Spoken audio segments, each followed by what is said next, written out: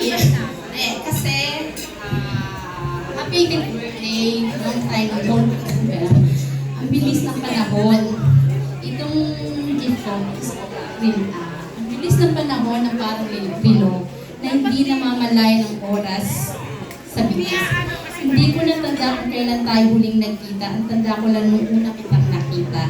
Gets mo? Kasi nung pinanganak ka, doon ako natutong sumakay ng MRT at bumayahe papuntang Senate para i-clearance siya tayo. Parang yung sa mama mo.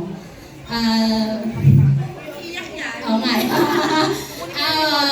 Basta yun.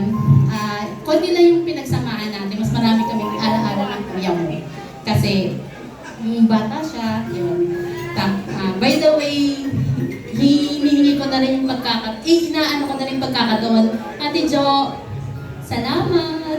I love you. Salamat sa pagmamahal. At sa mga double cards ko ng looban. Hi, everybody! Ayun, hi! Yun, salamat sa inyo. Miss na miss ko na kayong mga kamarites ko din yan sa looban. Yun, tapusin mo yung pag-aaral. Tapos, kumbaga, step by step.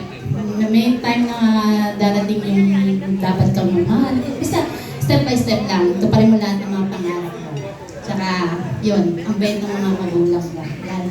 At thank you, Nanay Chris, kung nasaan ka man. Kasi sa'yo ko naranasan yung may nanay. Pinagtitiklang kape noon. Sa kanya ko naranasan pinagtitiklang ng kape. Lahat ng servisyo na hindi ko naranasan noon, kay Nanay Chris ko naranasan. Yan, thank you. At thank you na rin sa tito mo. Okay, yun na yun. Happy birthday. Hello po. Thank you, Nina. Sa akin po yung ampaw. Tsaka, sa kanya lang po yung regalo sa